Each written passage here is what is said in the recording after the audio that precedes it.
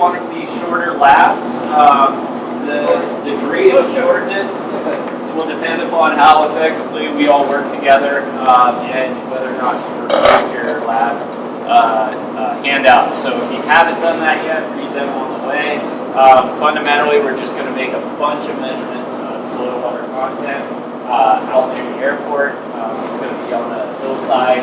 I'll talk a little bit more about that when we're actually standing out there. But knowing that it's cold and windy and blustery, I'll try to talk less and get us moving. So without further ado, there's a sign-in sheet that has gone around. Anybody who hasn't signed that yet, it will send it back that direction. Make sure you have signed in.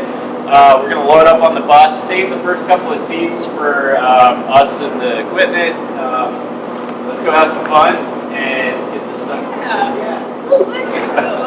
So we'll keep it to 5 minutes, maybe 10 minutes. Hopefully you'll ask me some questions.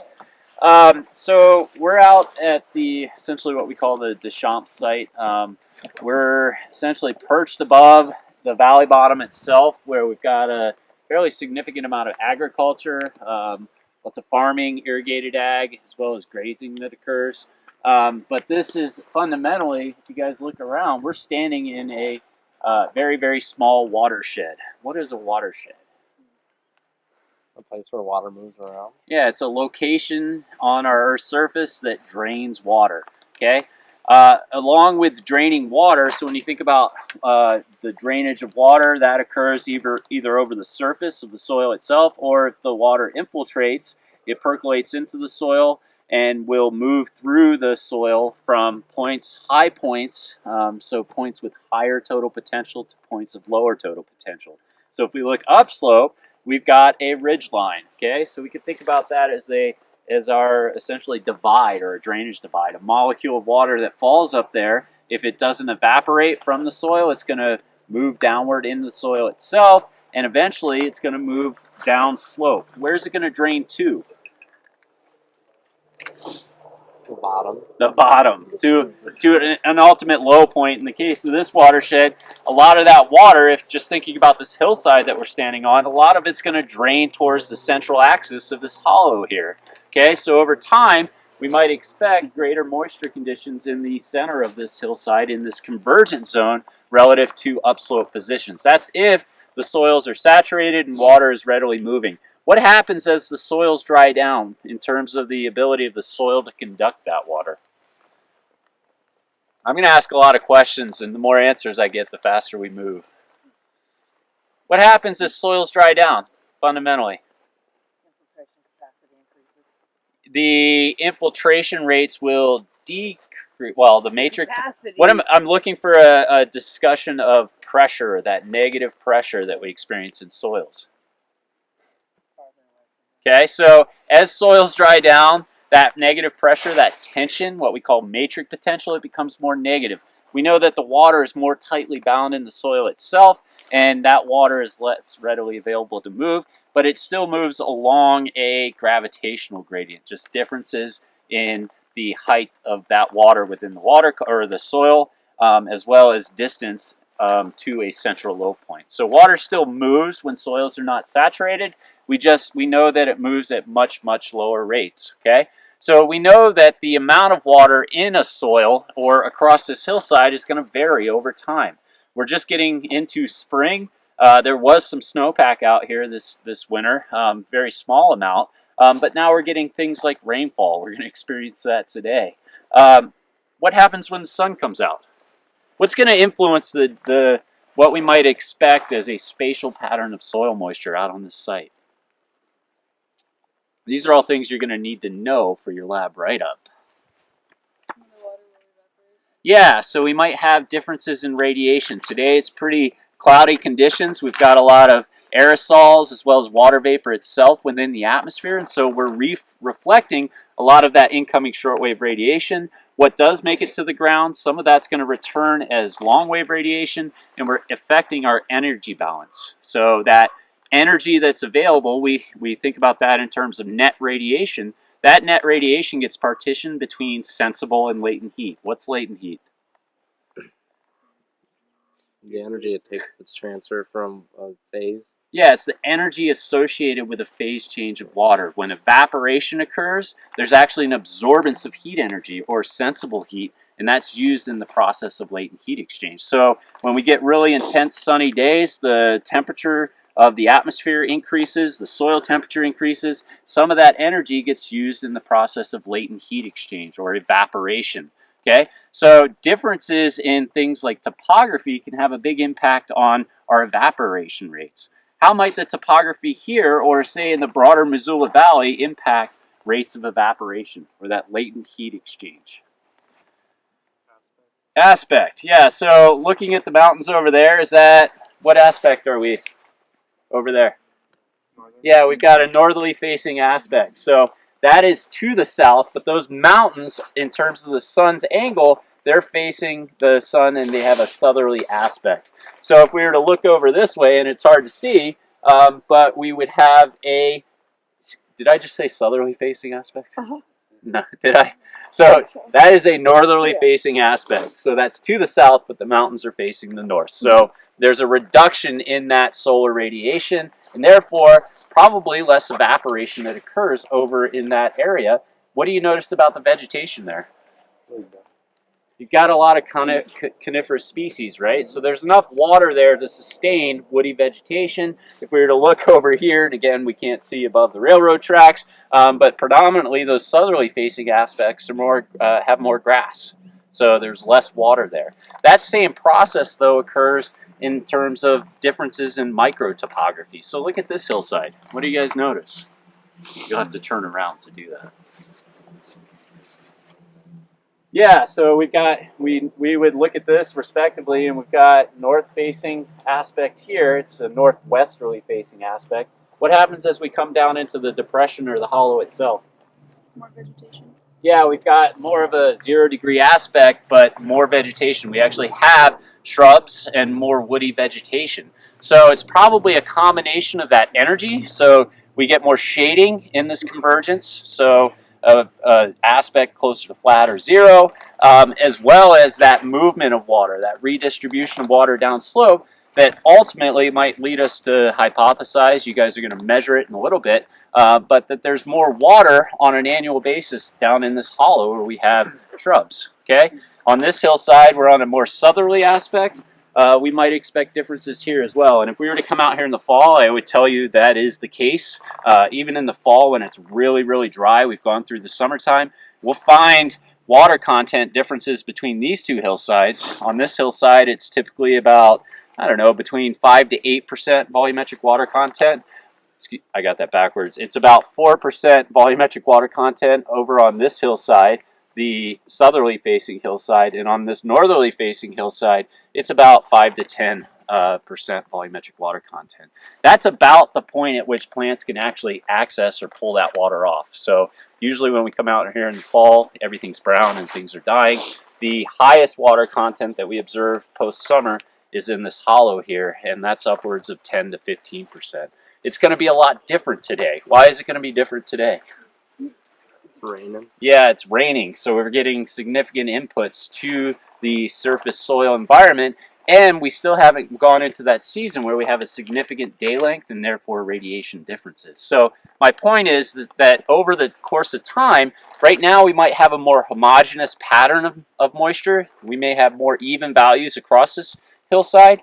As the season progresses and we see differences in radiation and day length, we're going to see a contraction of that soil moisture. It's going to contract back down to this hollow, and that's where we're going to experience the greatest values of soil water content. So, any questions on that?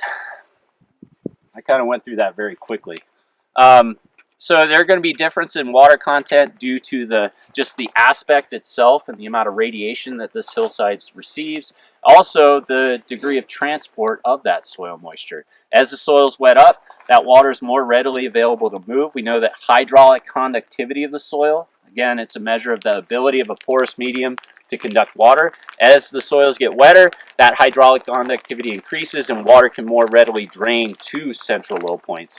Eventually, it'll drain out this bottom here. If there's enough moisture, we might actually see groundwater and the emergence of a stream channel. What do you notice when you look in the bottom here? Was there a stream channel here? Yeah, the grass is kind of laid down. Yeah, so grass is laying down. That's probably from the snowpack itself and the weight of the snowpack over the course of very, very long time scales, so thousands of years to millennia. If we had a wetter climate like we did previously, probably about 10,000 years ago, there may have been a channel here, surface water. That surface water is re-emerging as groundwater that's subsidized by the soil moisture itself. And at some point, if it's wet enough climatically, we actually get surface channels that will drain then down into this valley bottom. We've gone into a period that's much drier relative to 10,000 years ago, and so we don't see surface water emerging here. But these processes are all connected in terms of that vadose-zone dynamic and the rates that soil water in the unsaturated soils is transmitted to low points. Eventually will saturate the soil pores, we'll have a groundwater system, and that groundwater ultimately connects to surface water systems. So these processes are all connected, as well as to our atmosphere and the degree of radiation and energy that the land surface receives.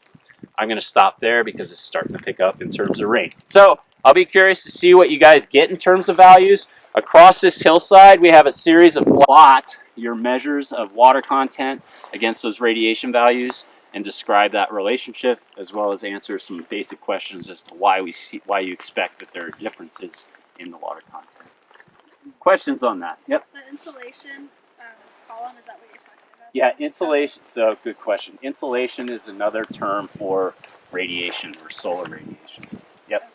And those are given numbers that you just... Yes. So yeah, key assumption here, those are seasonal values. Those are based on the summertime. So I just aggregated 3 months worth of information. That value is entirely different from what we're seeing on a day-to-day basis or indeed right now. So those values are actually a lot lower right now. We should update that for the spring versus the fall. Okay. Yeah, so I'm just thinking like when we compare or enter the data. That difference. My guess is that you'll still see a weak relationship. Right now, solar radiation is not I will tell you guys this, it's likely that the radiation and that spatial variability radiation is not what's driving soil moisture right now. It's probably, and given today, it's just going to be how much rainfall has occurred.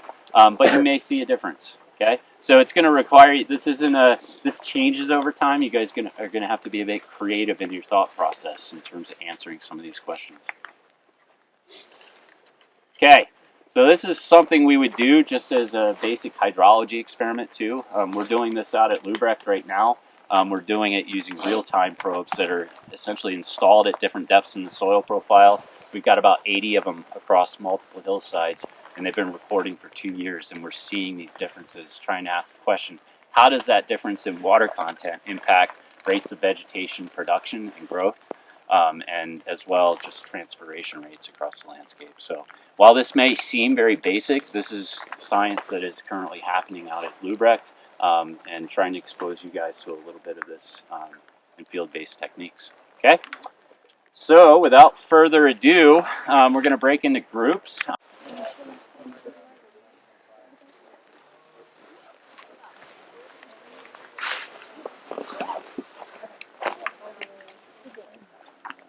Yeah.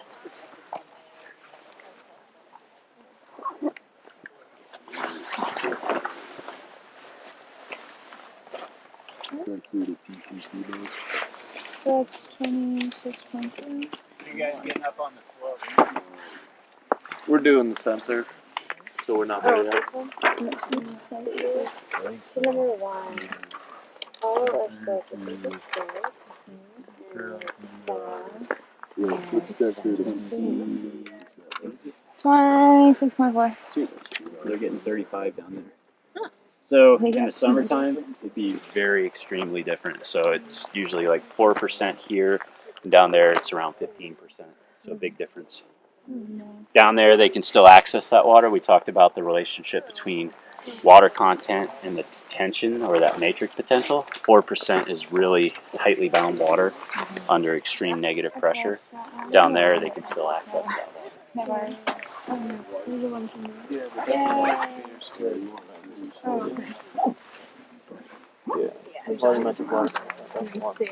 Yeah. Okay.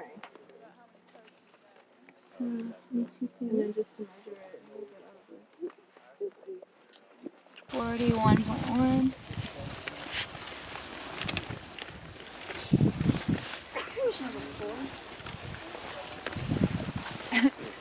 Oh, great shit.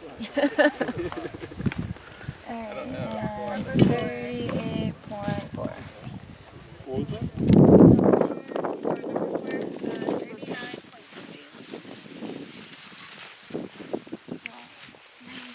Yeah. It smells 34.1.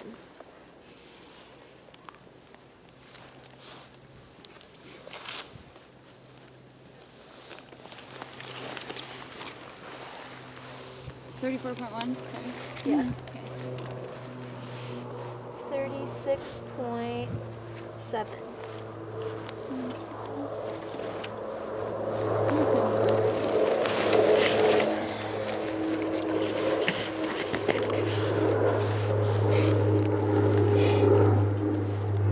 Thirty-five point five.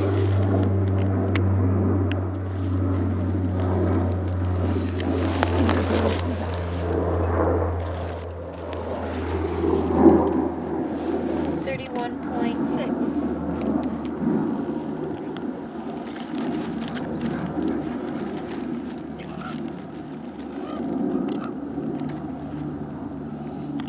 Thirty-four point six.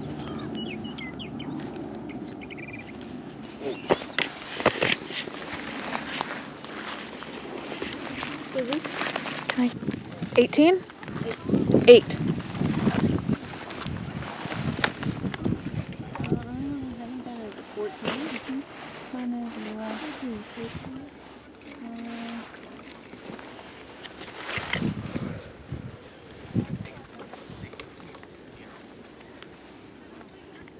Thirty-one point nine.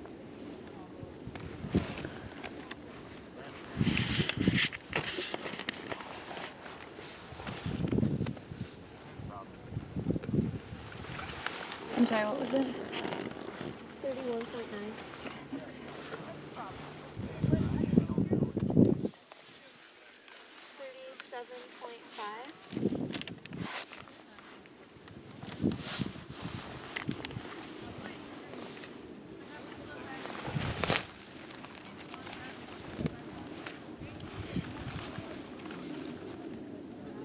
$33.7.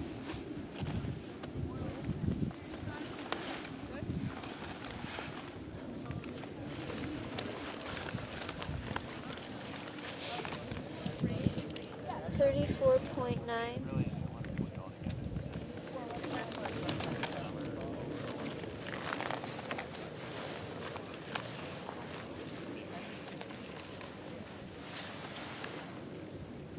The hollow versus the side slopes altogether, but the north-facing side slope, the south-facing side slope, and then the hollow independently. So I asked, and I know the group just joining us, you guys haven't had time to calculate your average values. Let's just talk about the hollow versus the side slopes in general. What did we get for the hollow? I'm just going to look down the line. Let's start over here.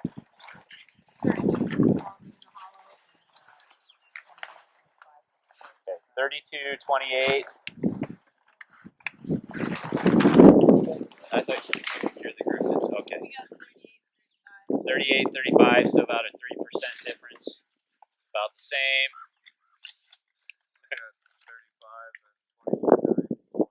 35 and 29, so that's a little bit bigger, 6% difference. Guys over here. I don't know if we do have that one yet. No. Okay. Well, I mean, so they're falling out. We're seeing between a 3 to 6% difference amongst the side slopes versus the hollow. So not as extreme as we'd expect in terms of if we came out here in midsummer or fall, we'd see much larger differences. It suggests to some degree we've had a lot of precipitation lately, and radiation in terms of aspect differences hasn't had much time to contribute to that evaporative loss of soil moisture. Plants are just starting to green up, and so transpiration hasn't gone gangbusters yet, for lack of better vocabulary. Plants aren't transpiring as much as they will be later during the growing season. And so we see a more homogeneous picture in terms of soil moisture and its spatial patterns. That could change over the course of this week. If the spigot were to shut down and we ceased raining, sun comes out, we would likely see that groups later this week will see, they'll start to see that dissimilarity. It will start to become drier on the side slopes relative to these hollow positions. In terms of rainfall recently, it's been fairly moderate rainfall. It hasn't been very intense. So what's another reason we might see slightly, or more regular values between the hollow and the side slope? So let's say we had a fairly just misty day, some light rainfall. What initially has to happen for us to see greater soil moisture in the soil itself where we're making our measurements? Infiltration.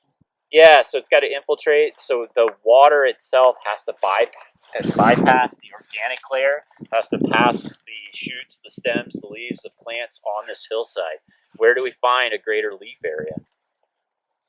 Yeah, so over here. So the same effect. So not only does this vegetation in the summer provide a shading effect and lead to greater soil moisture, we have an aspect difference. Right now, though, there's more canopy that can potentially intercept that water falling from the sky. That water may then evaporate from the stems just through the process of evaporation.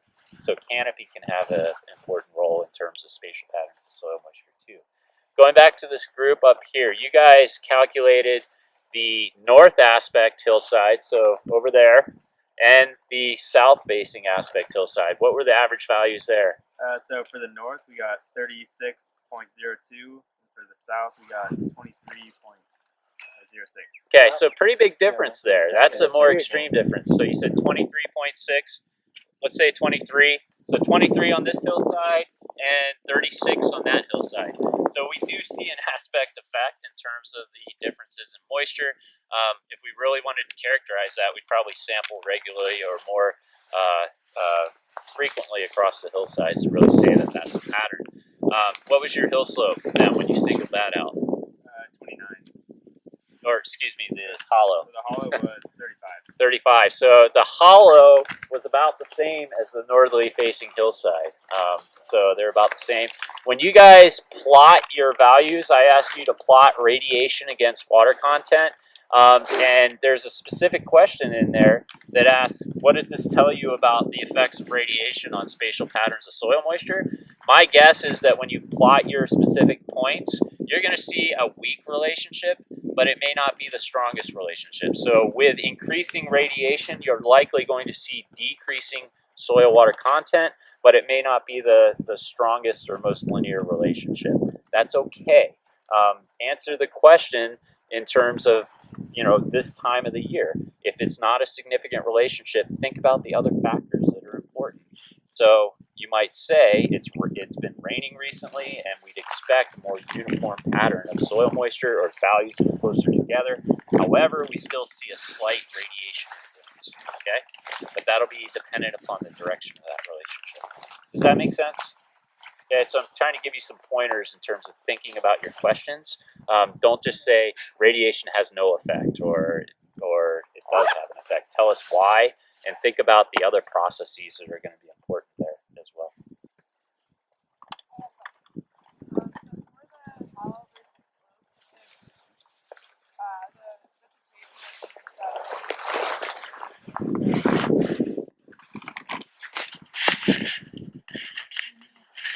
So when we talk about infiltration rates, that's going to be a function of the soil itself and as well as roots within the soil that contribute to the porosity of the soil. But in terms of what's been intercepted by the plants, so if we had more interception here in the hollow, essentially we're saying that's water that stayed in the plant's canopy and that is evaporating. So we'd expect that to reduce soil moisture, right? We're capturing more of that rainfall.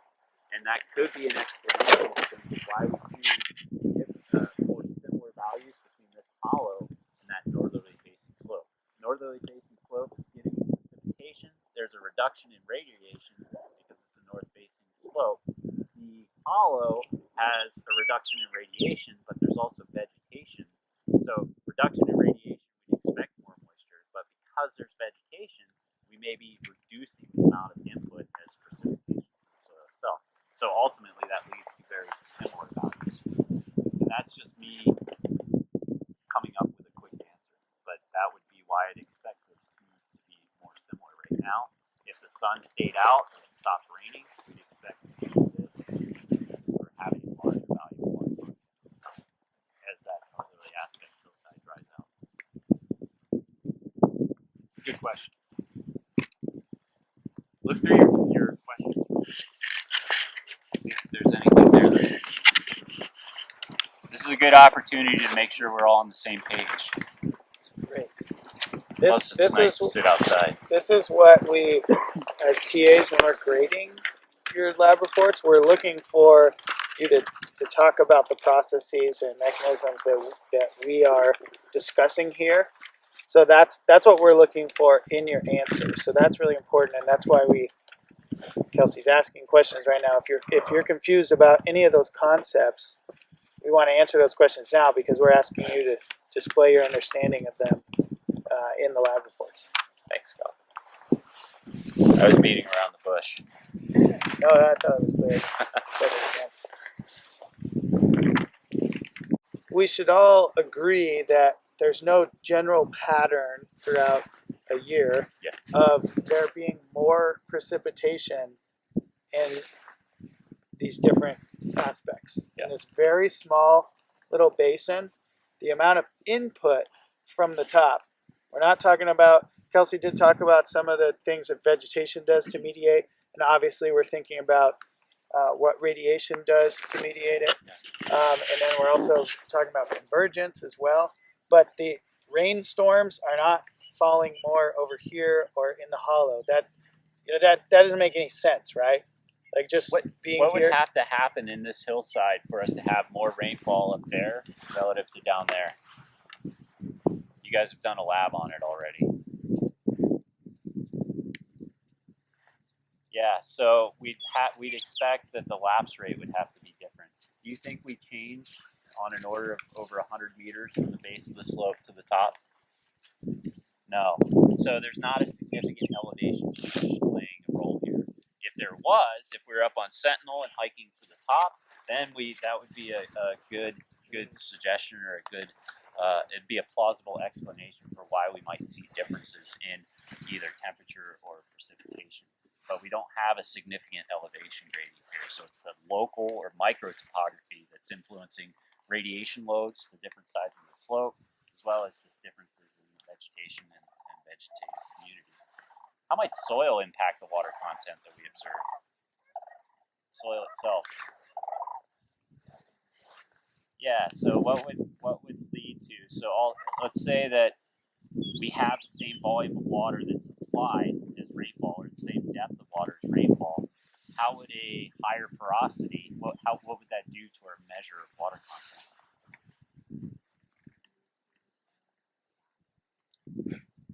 So we'd likely retain more moisture in higher porosity soil because it's more tightly bound in the soil with greater surface area or smaller pore sizes, something like the clay. This soil is mainly a highly clay soil, but next week we're going to find that, and I'll tell you the answer ahead of time, this southerly facing slope relative to the slope over the ridgeline, which is the northerly facing slope, that northerly facing slope actually has lower hydraulic conductivity relative to this southerly facing slope. And it's because it's received more water over periods of thousands of years, and it's weather. The pore distribution has changed, and it has a slightly lower hydraulic conductivity. So back to my first question, the water content for a higher porosity soil, that water, it's going to retain more water, it's going to have a higher water content, but that water is less available to because it's under greater retention. So you're saying higher porosity soil has a higher water content? Given the same addition or volume of water.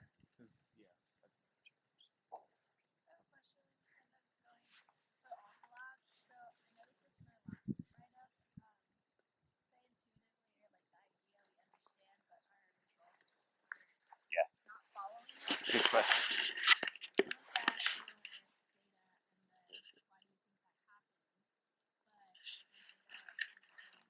Great question.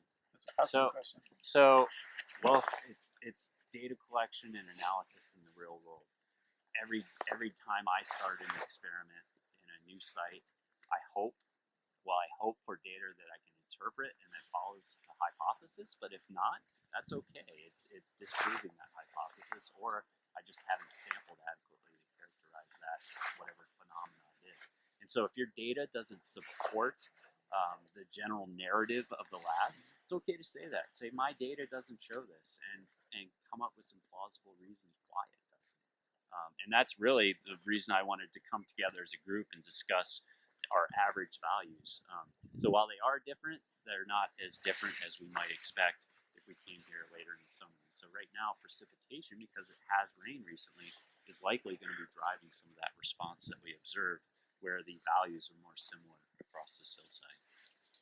Yeah, very good question.